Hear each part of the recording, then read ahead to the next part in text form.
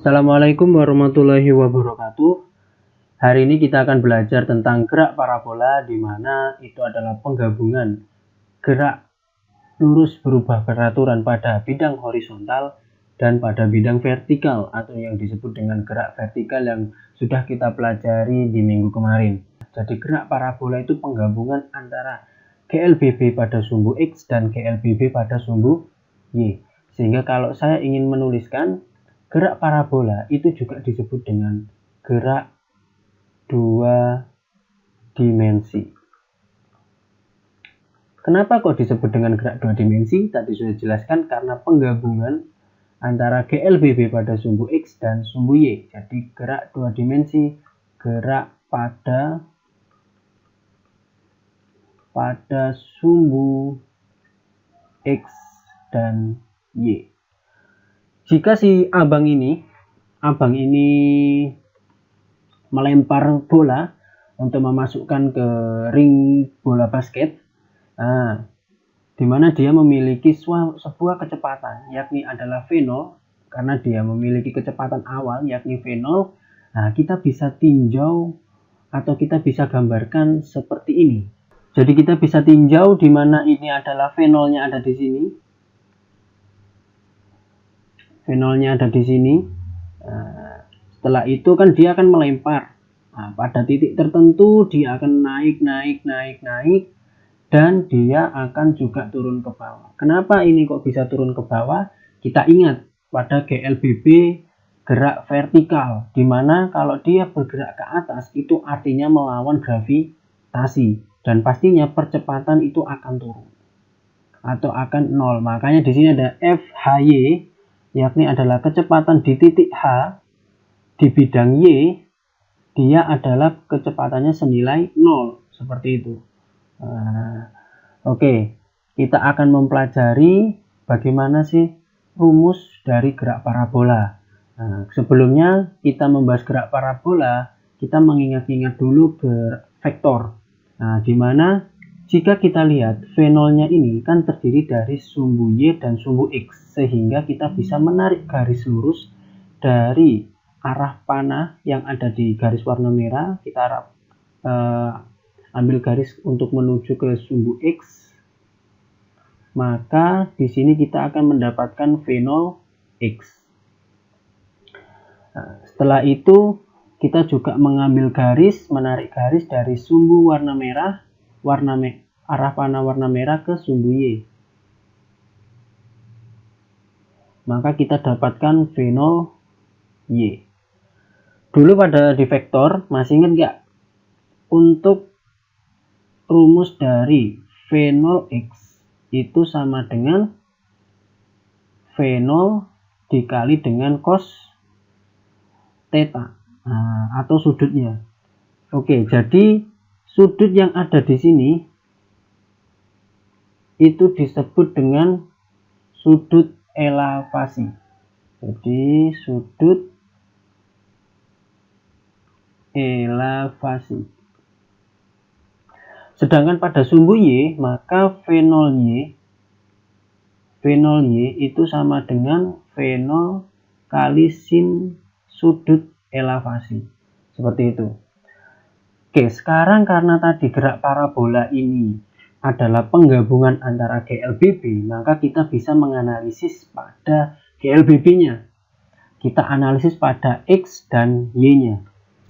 Oke, di sini kita bagi atas dua, yakni ada bidang horizontal dan bidang vertikal. Di mana bidang horizontal adalah sumbu X dan bidang vertikal adalah sumbu Y. Jadi untuk bidang horizontal, dia adalah menggunakan rumus dari GLB. Kenapa kok dia disebut GLB? Karena pada bidang horizontal itu tidak dipengaruhi percepatan gravitasi. Karena tidak dipengaruhi oleh percepatan gravitasi, maka kecepatannya itu konstan. Jadi V-nya konstan.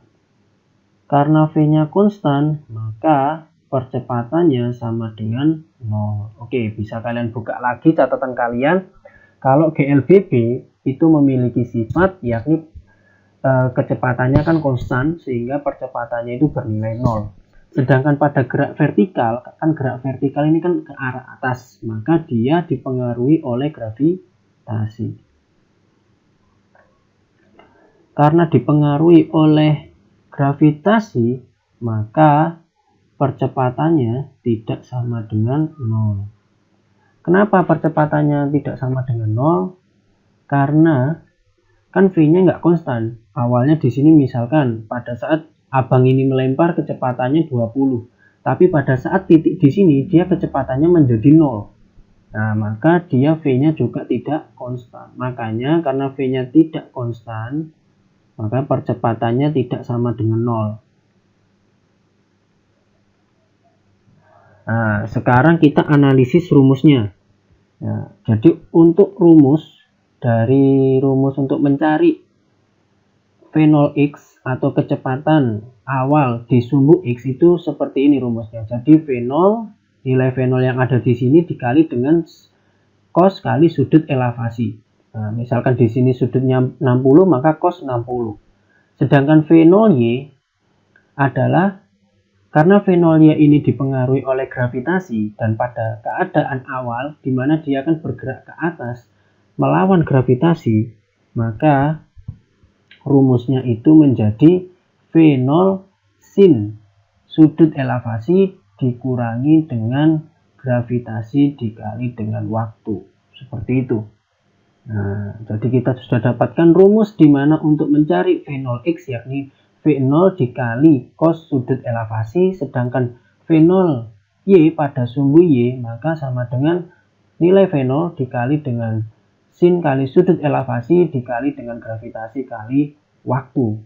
Karena gerak vertikal atau sumbu y ini dipengaruhi oleh gravitasi. Oke, sekarang kita sudah mendapatkan rumus bagaimana mencari V0x dan V0y. Sekarang bagaimana untuk mencari posisinya. Misalkan pada kecepatan 3 meter per second, abang ini melempar bola, pada posisi berapakah waktu 3 second tersebut? Nah, maka kita bisa cari posisinya dengan rumus. Nah, kita lihat di sini horizontal, untuk posisi X kan pakai horizontal. Maka kita bisa menganalisis rumus dari GLBB adalah, rumus GLBB kan V sama dengan S bagi T. Jadi kalau kita mencari posisi itu kan satuannya meter. Nah, di sini yang satuannya meter adalah S. Nah, maka yang kita cari adalah S-nya. Jika kita mencari S sama dengan, maka untuk waktunya itu dikali dengan kecepatan. V kali T. Nah, karena yang dicari adalah posisi pada V0, maka kita bisa rubah untuk V-nya ini menjadi V0. Nah, rumus V0 pada sumbu X yakni adalah V0 dikali cos theta atau cos sudut elevasi dikali dengan waktu. Nah, dari situlah kita bisa mendapatkan rumus untuk mencari posisi xt. Nah, jadi mencari posisi pada waktu yang keberapa dengan kecepatan 3 meter per second. Misalkan abang ini dia ingin menghitung kecepatan saya 3 meter per second. Nah, pada waktu ke 3 detik itu posisinya ada di mana sih? Nah, makanya kita bisa pakai rumus yang ada di sini, yakni untuk posisi X itu rumusnya adalah V0 dikali dengan sudut elevasi dikali dengan waktunya, dimana rumus ini dapat dari rumus GLBB. Sekarang untuk gerak vertikal atau mencari posisi yang di Y. Nah, vertikal ini adalah dari GLBB. Nah, jadi kita bisa menganalisis rumus GLBB, yakni rumusnya kemarin apa untuk H. Nah, rumus H kan sama dengan V0T ditambah, karena ini arahnya ke atas, maka nilainya kan berlawanan dengan gravitasi, sama dengan min setengah GT kuadrat. Maka kita bisa menuliskan untuk H ini bisa kita ganti dengan posisi Y pada waktu tertentu, jadi kita beri YT. V0-nya untuk Y itu adalah V0 sin. Oke, jadi kita bisa tulis V0 sin sin sudut elevasi dikali dengan waktu dikurangi dengan setengah kali percepatan gravitasi dikali dengan waktu kuadrat. Nah, seperti itu ya. Bagaimana untuk mencari posisi dengan kecepatan awal di waktu tertentu. Nah, jadi untuk mencari posisi kita bisa ya. Nah, jadi tinggal tergantung soalnya. Misalkan soalnya minta mencari posisi X, maka kamu tinggal masukkan rumus ini. Nah, atau kalian bisa menghafalkan ini saja, S bagi T, nah, kayak gitu ya. Untuk posisi Y, misalkan mencari posisi Y, bisa kamu langsung masukkan rumus V0 sin T min setengah dt.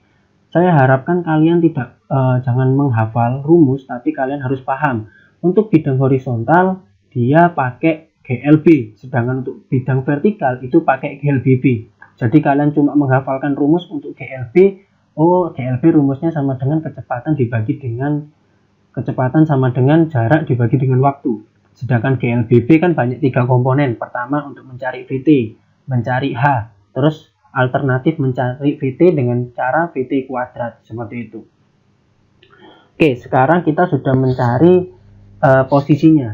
Nah, sekarang kita lanjut untuk mencari tinggi maksimum yang ada di sini. Nah, jadi pada saat si abang ini melempar dengan kecepatan 3 meter per second, pada titik berapa sih atau pada tinggi keberapa dia tertinggi maksimum. Nah, jadi pada tinggi maksimum itu berapa?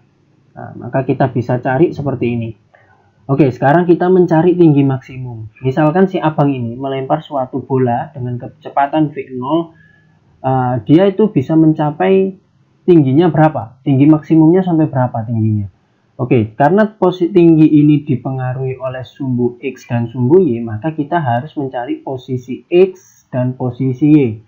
Jadi untuk tinggi maksimum dilambangkan dengan H, maka kita untuk mencari posisi XH, jadi mencari XH itu rumusnya adalah V0 kuadrat dikali dengan sin 2 kali sudut elevasi dibagi dengan gravitasi. Nah, sedangkan untuk pada posisi Y, yakni YH, itu rumusnya sama. Cuma sama agak mirip-mirip sedikit lah. Jadi untuk V0 kuadrat sama dengan sin. Nah, jadi yang awalnya di sini sin kali 2 theta, ini di sini sin kuadrat theta. Nah, dibagi dengan 2 kali gravitasi. Oke, sekarang kita kan sudah belajar tentang mencari tinggi maksimum, yakni yang dipengaruhi oleh sumbu X dan sumbu Y, di mana untuk sumbu X rumusnya adalah V0 kuadrat kali sin 2 theta per 2 kali gravitasi, sedangkan untuk sumbu Y sama dengan V0 kuadrat dikali dengan sin kuadrat theta dibagi dengan 2 kali gravitasi. Nah, sekarang pada posisi yang di atas, pastinya benda ini atau bola basket ini dia akan pasti terjatuh. Nah, sekarang kita akan menghitung benda itu akan terjatuh pada titik keberapa atau pada posisi keberapa. Nah, di mana posisi itu disebut dengan titik terjauh, atau kalau kita lihat di gambar di sini adalah X maksimal. Nah, karena X maksimal ini hanya dipengaruhi oleh sumbu X, maka kita mencari bagaimana rumusnya untuk X maksimal ini. Oke, di sini kita bisa mencari untuk X maksimal itu rumusnya adalah V0 kuadrat dikali dengan sin 2 theta dibagi dengan gravitasi. Oke, jadi rumusnya hampir mirip seperti yang tadi, yakni di posisi X yang ada di titik tertinggi, cuma bedanya adalah kalau di posisi X tertinggi, gravitasinya dikalikan 2. Tapi untuk posisi titik terjauh, maka sama, cuma gravitasinya nggak usah dikalikan 2. Nah, karena ini hanya dipengaruhi oleh sumbu X, maka untuk Y maksimalnya itu sama dengan 0. Nah, jadi itu saja tentang gerak parabola. Nah, jadi gerak parabola itu adalah penggabungan sumbu X dan sumbu Y. Komponen-komponennya kita belajar tentang vektor, GLB, dan GLBB. Mungkin itu aja dari saya, dan jangan lupa jika tidak bisa bertanya ke saya. Seperti itu. Terima kasih. Assalamualaikum warahmatullahi wabarakatuh.